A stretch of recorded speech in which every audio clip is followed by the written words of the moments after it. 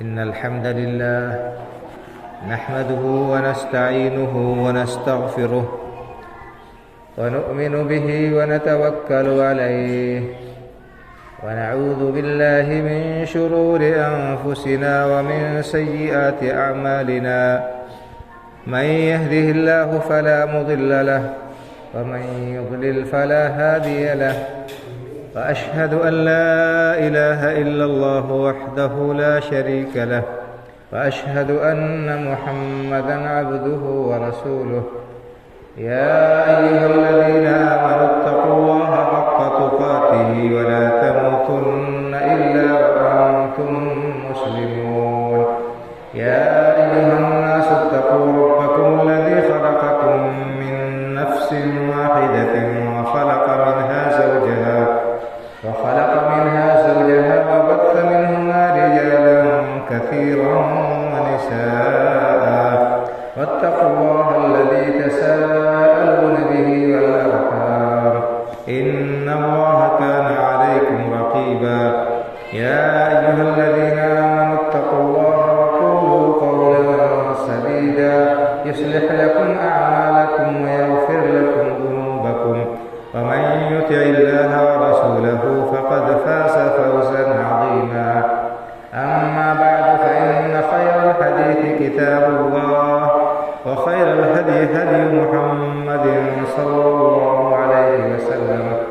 وشر الأمور محدثاتها وكل محدثة بدعة وكل بدعة ضلالة وكل ضلالة في النار. أعوذ بالله من الشيطان الرجيم. بسم الله الرحمن الرحيم. قاف والقرآن المجيد بل عجبوا أن جاءهم منذر منهم فقال الكافرون هذا شيء عجيب أإذا متنا وكنا ترابا ذلك رجع بعيد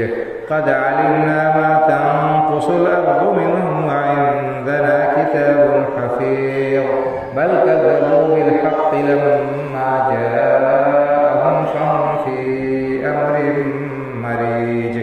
أفلم ينظروا إلى السماء فوقهم كيف بنيناها وزيناها وما لها من فروج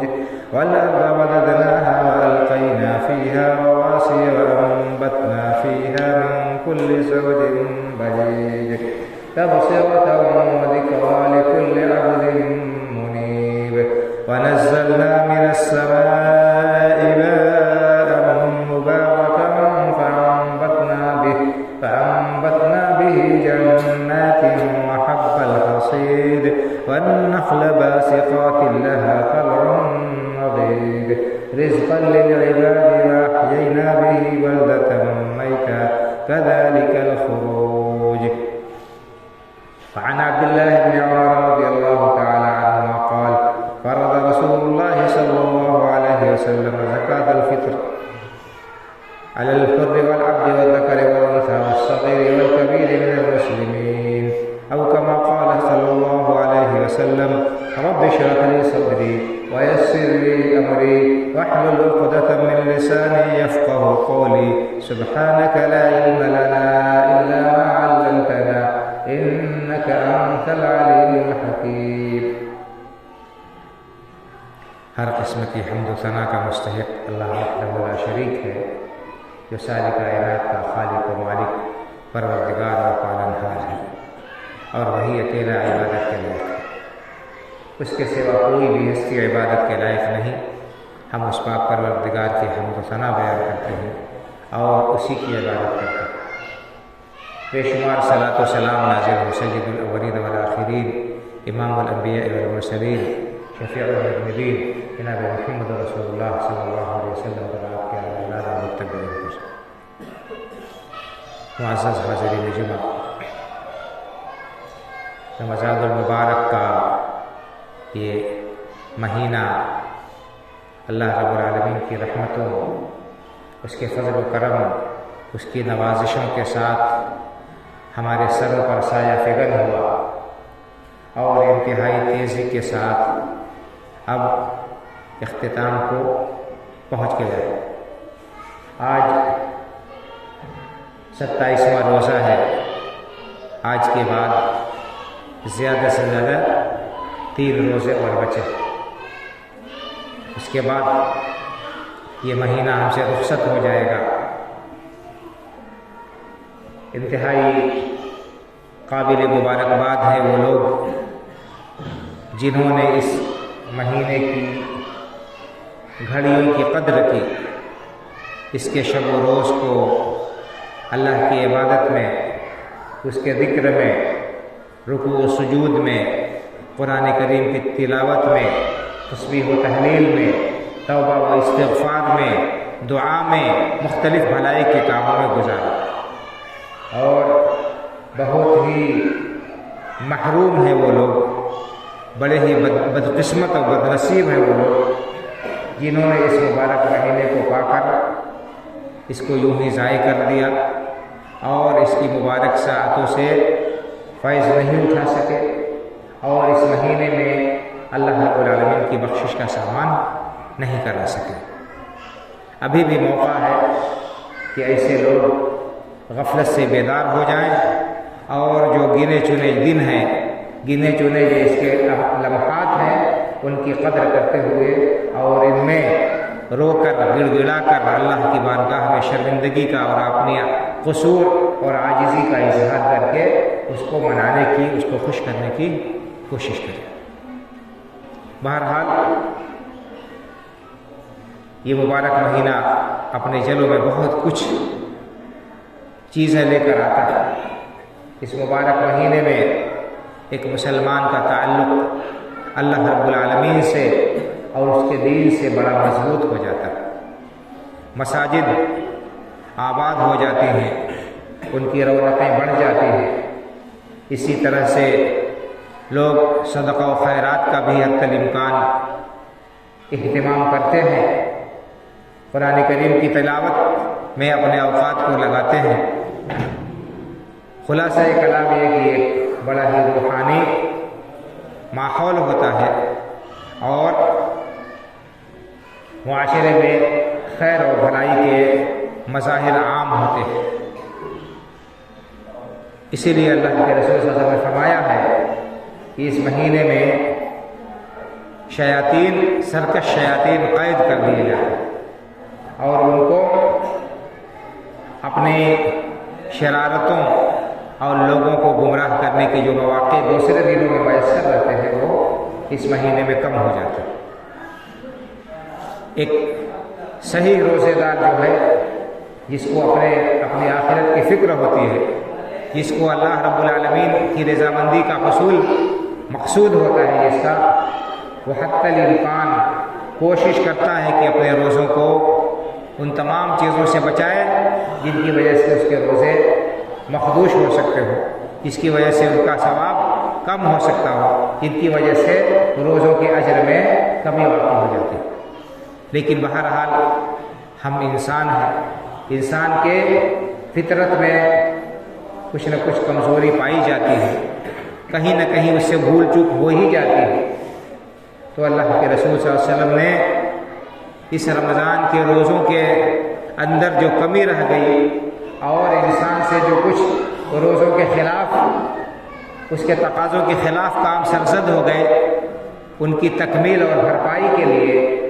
رسول اکرم صلی اللہ علیہ وسلم نے صدقہ فطر کو مقرر فرمایا۔ آپ کے سامنے میں نے بخاری اور مسلم کی حدیث پڑھی ہے، اس میں اللہ کے رسول صلی اللہ علیہ وسلم کے بارے میں صحابی حضرت عبداللہ بن عمر رضی اللہ تعالیٰ عنہ فرماتے ہیں کہ فرض رسول اللہ صلی اللہ علیہ وسلم صدقۃ الفطر، اللہ کے رسول صلی اللہ علیہ وسلم نے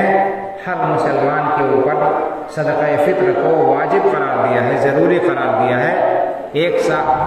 گیہوں سے یا کھجور سے یا غلے سے، اور یہ صدقہ فطر آپ نے ہر شخص کے اوپر رکھا ہے، علی الحر والعبد، چاہے غلام ہو چاہے آزاد ہو، والذکر والانثی، چاہے مرد ہو چاہے عورت ہو، والصغیر والکبیر، چاہے چھوٹا ہو چاہے بڑا، ہر شخص کے اوپر صدقہ فطر کو اللہ کے رسول صلی اللہ علیہ وسلم نے فرض قرار دیا ہے، اور فرمایا کہ وَأَمَرَ بِهَا أَن تُؤَدَّى قَبْلَ صَلَاةِ العید، اور عید کی نماز سے پہلے پہلے اس صدقۃ الفطر کو ادا کرنے کا آپ نے حکم دیا ہے، اور فرمایا ہے کہ فقراء و مساکین اور مستحقین تک یہ صدقہ فطر عید کی نماز سے پہلے پہلے پہنچا دیا جائے۔ اگر کوئی شخص عید کی نماز ادا کرنے سے پہلے پہلے صدقہ فطر ادا کر دیتا ہے تب تو وہ صدقہ فطر ہوگا، اور اسی طرح سے اگر اس نے نماز عید سے پہلے صدقہ فطر نہیں ادا کیا تو یہ اس کا صدقہ فطر ادا نہیں ہوگا، بلکہ وہ ایک عام صدقہ ہوگا اور اس کا جو وقت ہے وہ وقت فوت ہو جائے گا۔ اسی طرح سے ایک دوسری حدیث میں حضرت عبداللہ ابن عباس رضی اللہ تعالیٰ عنہ نے بیان فرمایا کہ اللہ کے رسول صلی اللہ علیہ وسلم نے اس صدقہ فطر کو فرض قرار دیا ہے طہرۃ للصائم من اللغو والرفث، یہ روزے دار سے روزے کی حالت میں جو نامناسب باتیں زبان سے نکل جاتے ہیں، لغویات اس کی زبان سے نکل جاتے ہیں، اور روزے کے تقاضوں کے منافی اعمال اس سے سرزد ہو جاتے ہیں، تو اس کے کفارے کے طور پر اس میں جو کمی ہو جاتی ہے اس کمی کی تکمیل کے لیے آپ نے اس صدقہ فطر کو فرض قرار دیا ہے۔ اسی طرح سے طعمۃ للمساکین، مسکینوں کے کھانے کے لیے مقرر فرمایا۔ ایک دوسری روایت میں ہے کہ آپ نے فرمایا کہ اس دن یعنی عید کے دن ضرورت مندوں کو، محتاجوں کو مانگنے سے بے نیاز کر دو، ان کو پہلے ہی ادا کر دو جو ضرورت مند ہے واقعی، تاکہ وہ عید کے دن جو ہے اس کے دن کے لیے متفکر نہ ہو اور ان کے لیے کھانے پینے کا انتظام ہو جائے اور وہ عام مسلمانوں کے ساتھ اس خوشی میں شریک ہوں۔ ایسا نہ ہو کہ ان کے پاس اس دن تہوار اور خوشی کے دن بھی کھانے کے لیے نہ رہے اور وہ اس دن بھی ہاتھ پھیلانے پر مجبور ہو جائے۔ ان احادیث سے معلوم یہ ہوا کہ صدقہ فطر ہر مسلمان کے اوپر فرض ہے، اور بڑی وضاحت کے ساتھ آپ نے بیان فرمایا ہے۔ اس میں کسی صاحب نصاب کی کوئی قید نہیں ہے کہ جو آدمی جس کے اوپر زکوٰۃ فرض ہے اسی کے اوپر صدقہ فطر ہے، ایسی کوئی بات نہیں ہے۔ اگر ایسا ہوتا تو غلام کے اوپر، غلام مالک ہی نہیں ہوتا کسی چیز کا، غلام کسی چیز کا مالک ہی نہیں ہوتا، اس کے اوپر فرض نہیں ہوتا۔ غلام جو کچھ کماتا ہے وہ اس کے مالک کا ہوتا ہے، اور چھوٹے بچے ان کے اوپر بھی اللہ کے رسول صلی اللہ علیہ وسلم نے فرض قرار دیا ہے، اور مرد عورت ہر ایک کے اوپر۔ جبکہ زکوٰۃ میں کیا ہوتا ہے، جو شخص مالک نصاب ہوتا ہے اسی کے اوپر زکوٰۃ فرض ہوتی ہے، گھر کے ہر فرد کے اوپر زکوٰۃ فرض نہیں ہوتی ہے۔ تو یہ بنیادی فرق ہے کہ زکوٰۃ جو فرض ہے سال میں ایک بار فرض ہوتی ہے، اور وہ صاحب نصاب کے اوپر فرض ہوتی ہے۔ مخصوص مال میں فرض ہوتی ہے کہ وہ مال انسان کے پاس میں ہو جائے، صاحب نصاب ہو، سال پورا ہو جائے، تب اس کے اوپر زکوٰۃ فرض ہوگی۔ اگر کیش ہے، نقدی ہے یا سونا چاندی ہے تو اس کی قیمت کا 2.5% اس کے اوپر ہوگا۔ اگر جانور ہے تو اس میں مختلف نصاب ہے۔ اگر انسان کے پاس کھیتی باڑی ہے، غلہ پیدا ہوتا ہے اور بارش کے پانی سے سیراب ہوا اگر غلہ، تو اس میں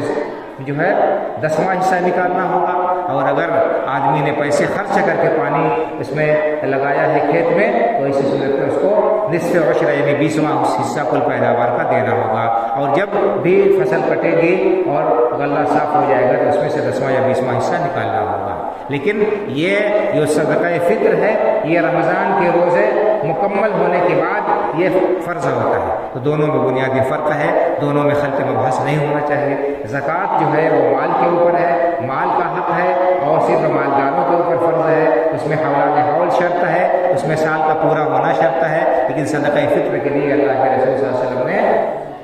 اس کی کوئی قید نہیں رکھی ہے کہ صاحب نصاب ہو آدمی اور اس کے اوپر حولان حول ہو، بلکہ ہر شخص جس کے پاس میں عید کے دن اس کے اپنے اور اپنے گھر والوں کی ضروریات اور اخراجات سے زائد ہو، اس کے اوپر صدقہ فطر اللہ کے رسول صلی اللہ علیہ وسلم نے فرض قرار دیا ہے۔ یہاں تک علماء نے لکھا ہے کہ اگر کوئی شخص غریب ہے، مسکین ہے، محتاج ہے، وہ زکوٰۃ لیتا ہے اس کے، لیکن عید کے دن اس کی ضروریات سے زائد اگر اس کے پاس میں مال ہے تو اس غریب کے اوپر بھی صدقہ فطر واجب ہوگا، اس غریب کے اوپر بھی صدقہ فطر واجب ہو جائے گا، اس کی ادائیگی ضروری ہوگی، اس کی ادائیگی ضروری ہوگی۔ تو یہ بات ہمیں سمجھنی چاہیے، اور ہر شخص کے لیے ضروری ہے کہ وہ اپنا اور اپنے بال بچوں کا، جن کے اخراجات کا وہ ذمہ دار ہے، جن کا خرچہ اس کے اوپر ضروری ہے، وہ ان کی طرف سے صدقہ فطر ادا کریں گے۔ اور یہ صدقہ فطر اس کا وقت کیا ہے؟ رمضان کا مہینہ ختم ہونے، عید کا چاند جو ہے نکلنے کے ساتھ ہی یہ صدقہ فطر فرض ہو جاتا ہے، واجب ہو جاتا ہے، اور اس کی ادائیگی کا وقت عید کی نماز سے پہلے ہے۔ اگر کوئی شخص عید کی نماز سے پہلے اور عید کی رات میں ہی ادا کر دیتا ہے تو جائز ہے، ادا ہو جائے گا۔ اور اگر کہیں پر مسکین اور فقیر نہیں ملے اس دن تو 1-2 دن پہلے بھی دے سکتے ہیں، 1-2 دن پہلے بھی صدقہ فطر ادا کیا جا سکتا ہے۔ عبداللہ ابن عمر رضی اللہ تعالیٰ عنہ جو صحابی ہیں، وہ ان کے بارے میں آتا ہے کہ وہ 1-2 دن پہلے ہی صدقہ فطر نکال دیا کرتے تھے، بیت المال میں پہنچا دیتے تھے، پھر وہاں سے لوگوں کو دے دیا جاتا تھا۔ تو یہ صدقہ فطر کا معاملہ ہے، اس سلسلے میں ہمیں کوتاہی نہیں کرنی چاہیے اور سستی نہیں کرنی چاہیے، تاکہ ہمیں روزوں کا پورا ثواب مل سکے اور ہم اللہ رب العالمین کے ہاں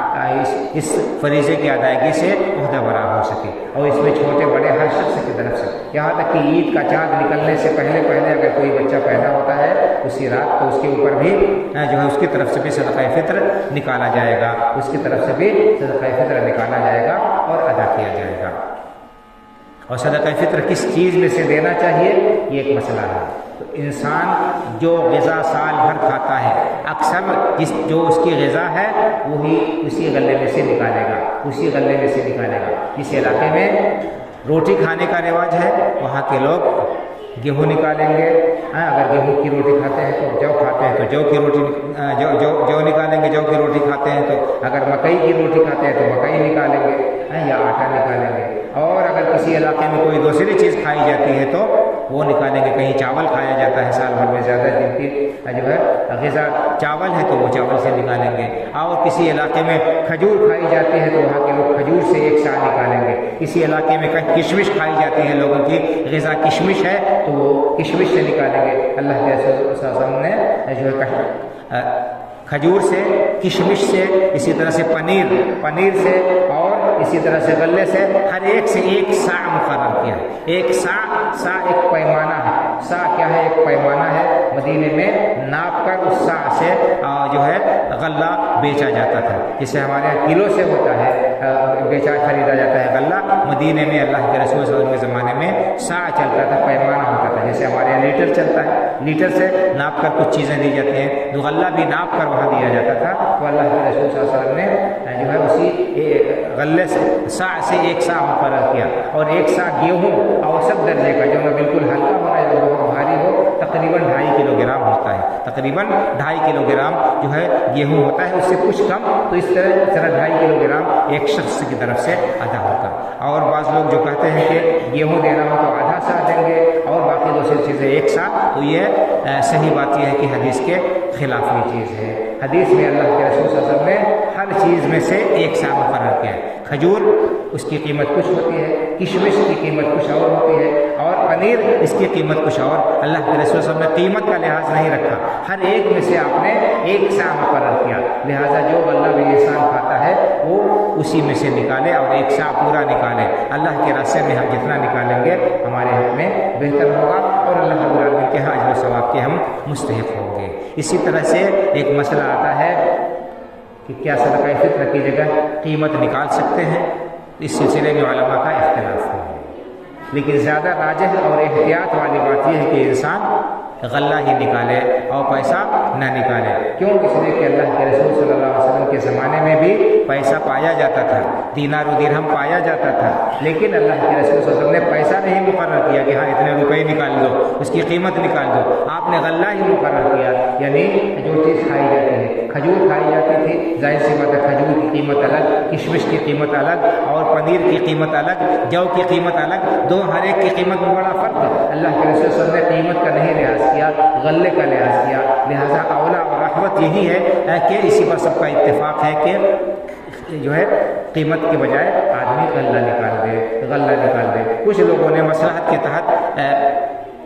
قیمت نکالنے کو بھی جائز قرار دیا ہے، لیکن بہرحال احتیاط اسی میں ہے کہ انسان غلہ ہی نکالے، جو غذا کھاتا ہے سال بھر میں اکثر وہ اسی میں سے وہ غلہ نکالے۔ اور جیسا کہ بتایا گیا کہ اس کے مستحق کون ہے؟ فقراء اور مساکین ہیں، ضرورت مند ہیں، تو فقراء اور مساکین کو یہ غلہ پہنچا دیا جائے، ان کو دے دیا جائے، تاکہ اس دن لوگ اطمینان کے ساتھ خوشی منا سکیں اور کسی کو اس دن ہاتھ پھیلانے کی حاجت و ضرورت نہ رہے۔ یہ صدقہ فطر کے سلسلے میں چند اہم اور بنیادی احکام تھے جو احادیث مبارکہ کی روشنی میں نے آپ کے سامنے بتائے، بیان کیے، اور اس کا حکم بتایا کہ یہ واجب اور ضروری ہے ہر شخص کے لیے اور ہر مسلمان کے لیے، چاہے وہ صاحب نصاب ہو چاہے صاحب نصاب نہ ہو۔ قرآن کریم میں اللہ رب العالمین نے جو بات بیان فرمائی ہے، قد افلح من تزکیٰ وذکر اسم ربہ فصلی، کہ یقیناً کامیاب ہو گیا وہ شخص جس نے من تزکیٰ، بعض مفسرین نے صحابہ کرام رضی اللہ عنہم اجمعین میں سے بعض نے اور تابعین نے اس سے کہا کہ اس سے مراد صدقہ فطر ہے، جس نے زکوٰۃ ادا کی، جس نے پاکیزگی اختیار کی، یعنی صدقہ فطر ادا کیا، وذکر اسم ربہ فصلی، اور اپنے رب کا نام ذکر کیا، یعنی تکبیر پکارتے ہوئے گیا، فصلی، اور عید کی نماز پڑھی۔ تو اس آیت کی تفسیر قد افلح من تزکیٰ وذکر اسم ربہ فصلی، بعض مفسرین سے صحابہ کرام رضی اللہ تعالیٰ عنہم اجمعین میں سے اور اسی طرح سے تابعین اعظام اللہ میں سے مفسرین سے یہ ثابت ہے کہ اس سے مراد تزکیٰ سے مراد صدقہ فطر ہے، کہ انسان عید کی نماز سے پہلے صدقہ فطر ادا کرے اور اس کے بعد تکبیر پکارتے ہوئے عیدگاہ جائے یا مصلی جائے اور وہاں پر اللہ کے لیے نماز ادا کرے۔ اس سے اس آیت سے بھی بعض لوگوں نے صدقہ فطر کے وجوب پر دلیل پکڑی ہے کہ صدقہ فطر ادا کرنا ہر ایک کے اوپر واجب اور ضروری ہے۔ اور بعض مفسرین نے یہ بھی کہا کہ تزکیٰ سے مراد یعنی پاکی اختیار کیا کیجیے، یعنی کلمہ شہادت کی گواہی دی، لا الہ الا اللہ محمد رسول اللہ کی گواہی دی، توحید کو اپنایا اور اختیار کیا، شرک سے پاک اور صاف رہا، اور ایسے اعمال کیے جو اللہ رب العالمین کے ہاں مقبول ہیں، اللہ رب العالمین کو پسندیدہ جو اعمال ہیں ان اعمال کو انجام دینے کے بعد اور اللہ کی عبادت کرتا رہا، ایسا شخص کامیاب ہو گیا۔ ایسے شخص کے سلسلے میں اللہ رب العالمین نے یہ بشارت سنائی ہے کہ ایسا شخص کامیاب اور کامران ہے۔ تو اگر ہم کامیابی چاہتے ہیں، کامرانی چاہتے ہیں، تو ہمارے لیے ضروری ہے کہ ہم اپنے نفس کو پاک اور صاف کریں، توحید پر عامل ہوں، شرک سے بچیں، اللہ رب العالمین کا ذکر کثرت سے کرتے رہیں، اس کے لیے نمازیں پڑھتے رہیں، اس کے راہ میں خرچ کرتے رہیں، تو یقینی طور پر ہمیں کامیابی حاصل ہوگی۔ یہ اللہ رب العالمین نے کامیابی کا نسخہ اور اس کا گل ہمیں بتایا ہے۔ اللہ رب العالمین سے دعا ہے کہ اللہ تعالی ہمیں ہمارے روزوں کو اور ہمارے جو ہے قیام کو، ہماری عبادات کو جو اس مہینے میں ہم نے انجام دی ہے ان کو شرف قبولیت سے نوازے اور ان پر ہمیں بہترین اجر عطا فرمائے، اور رمضان المبارک سے ہم نے جو کچھ سیکھا ہے اس کو اللہ رب العالمین آئندہ بھی عملی زندگی میں اس کا اثر باقی رکھے اور ہمیں شریعت پر عمل پیدا ہونے کے توفیق عطا فرمائے، آمین۔ اقول قولی ھذا واستغفر اللہ لي ولكم ولسائر المسلمین فاستغفروه من كل ذنب انه هو الغفور الرحیم۔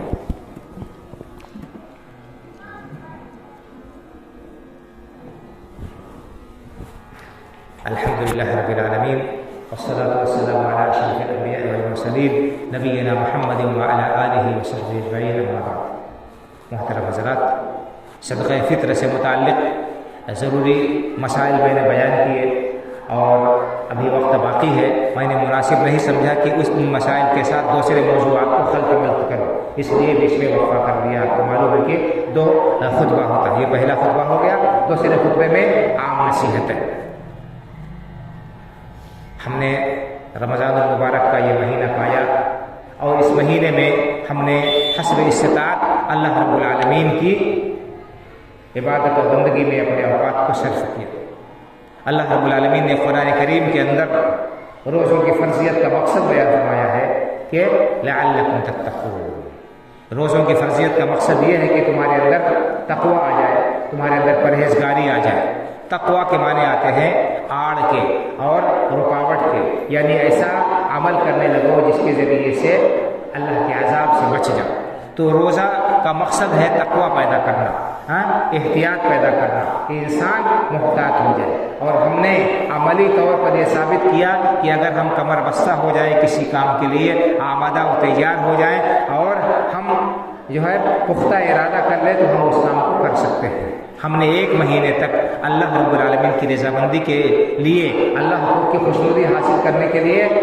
اپنی خواہشات کو، اپنی جائز خواہشات کو دبایا اور اپنے پسند کو ہم نے پیروں تلے دبا دیا، رونت دیا۔ اللہ رب العالمین کی رضامندی کو، اس کی خوشنودی کو ہم نے مقدم رکھ کیا اور اللہ رب العالمین کی رضامندی کے حصول کے لیے ہم نے یہ ساری مشقت بھوک اور پیاس کی برداشت کی۔ تو بھائیو اور بزرگوں، اس میں ہمارے لیے بڑا سبق ہے، بڑی نصیحت ہے، بہت عبرت ہے کہ جب ہم اللہ رب العالمین کی رضامندی کے لیے حلال چیز کو چھوڑ سکتے ہیں، جائز چیز کو چھوڑ سکتے ہیں، تو حرام چیز سے بچنا ہمارے لیے کس قدر لازمی اور ضروری ہوگا۔ حرام چیز سے بچنا ہمارے لیے کس قدر لازمی اور ضروری ہوگا۔ ایک مسلمان کا طرز عمل، اس کا شیوا یہی ہے کہ وہ اللہ رب العالمین کے حکم کے سامنے ہمہ وقت اپنے سر کو جھکائے رکھتا ہے اور اس کے ہر حکم کو وہ ماننے کے لیے ہمہ وقت آمادہ و تیار رہتا ہے۔ اسلام کے معنی ہی ہے تابع داری کے، اسلام کے معنی ہی ہے سر جھکانے کے۔ تو ایک مسلمان کا مطلب یہ ہے کہ وہ اللہ رب العالمین کے احکام کے سامنے سر جھکاتا ہے، اس کی مرضیات کو تلاشتا ہے، اور اللہ رب العالمین نے جن چیزوں سے منع کیا ہے ان سے باز رہتا ہے، ان سے دور رہتا ہے، ان سے کنارہ کش رہتا ہے۔ تو اگر ہمارے اندر یہ صفت پائی گئی، ہم نے جس طرح سے اللہ رب العالمین کی حلال چیزوں کو اس کی رضامندی کے لیے چھوڑا، اگر ہم حرام سے بچ رہے ہیں، حرام سے ہم نے پرہیز کیا اور آئندہ بھی حرام سے پرہیز کرنے کا عزم ہے، تو سمجھ لیجیے کہ ہمیں اس روزے کا مقصد حاصل ہوا، اس کا فائدہ حاصل ہوا۔ اور اگر ہم اسی طرح سے لاپرواہی کی زندگی بسر کر رہے ہیں، صرف حلال سے بچ رہے ہیں، حرام سے نہیں بچ رہے ہیں، تو ایسی صورت میں سمجھ لیجیے کہ ہمارا یہ روزہ ہمارے لیے مفید نہیں ہوا، اور ہمیں اس روزے سے صرف بھوک اور پیاس حاصل ہوئی۔ اللہ کے رسول صلی اللہ علیہ وسلم نے صاف صاف ارشاد فرما دیا کہ من لم يدع قول الزور والعمل به والجهل فليس لله حاجة في أن يدع طعامه وشرابه، کہ جو شخص روزے کی حالت میں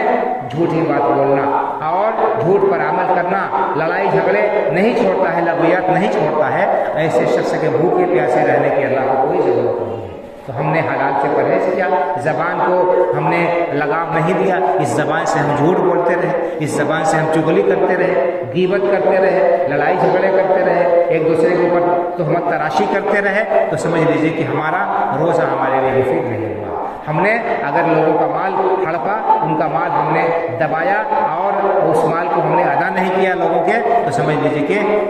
ہمارا یہ روزہ ہمارے لیے سود مند نہیں ہوا، کیونکہ روزہ حکم دیتا ہے کہ ہم حرام سے بچیں۔ لوگوں کا مال ناحق کھانا اور لوگوں کا مال ہڑپنا یہ کیا ہے؟ حرام ہے اور ناجائز ہے، اور اس کی بڑی سخت سزا بیان کی گئی ہے۔ تو قیامت کے دن ایسا شخص جو لوگوں کا مال ہڑپے ہوئے آئے گا، اس کے لیے بڑی ہلاکت اور بربادی کی گئی ہے، اللہ کے بیان کی گئی ہے۔ اللہ کے رسول صلی اللہ علیہ وسلم نے فرمایا اتقوا الظلم فإن الظلم ظلمات یوم القیامہ، لوگوں ظلم سے بچو، کیونکہ ظلم قیامت کے دن تاریکی کا سبب ہوگا، ظلم قیامت کے دن تاریکی کا سبب ہوگا۔ انسان کے سامنے تاریکی ہوگی، اندھیرا ہوگا میدان حشر میں، وہ روئے گا اور پیٹے گا اور چلائے گا، تو لوگوں کا مال ہڑپ لینا اور دبا لینا اور اس کو ڈکار جانا یہ بالکل حرام اور ناجائز ہے۔ اگر کوئی شخص ایسا کرتا ہے، کسی کا مال اس نے ہڑپ لیا ہے، اسے فوراً مال اپنا اس کا پہنچانا چاہیے اور ادا کرنا چاہیے، لوٹانا چاہیے۔ اسی طرح سے اگر حقوق کسی کے دوسرے کے اوپر ہیں تو ان حقوق کی ادائیگی کا بھی اہتمام کرنا چاہیے، تاکہ ہم اللہ رب العالمین کی پکڑ سے بچ جائے۔ اسی طرح سے بہت سے لوگوں کو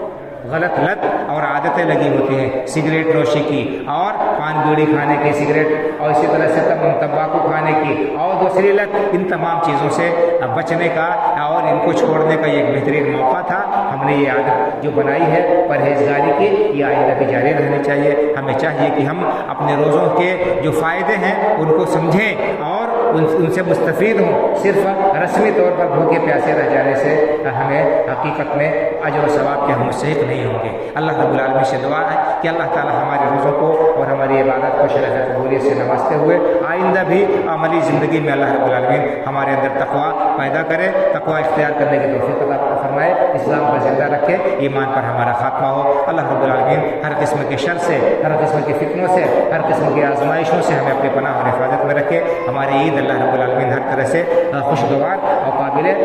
جو ہے مسرت بنائے، اور اللہ تعالی ہم سب کو دنیا سے زیادہ آخرت میں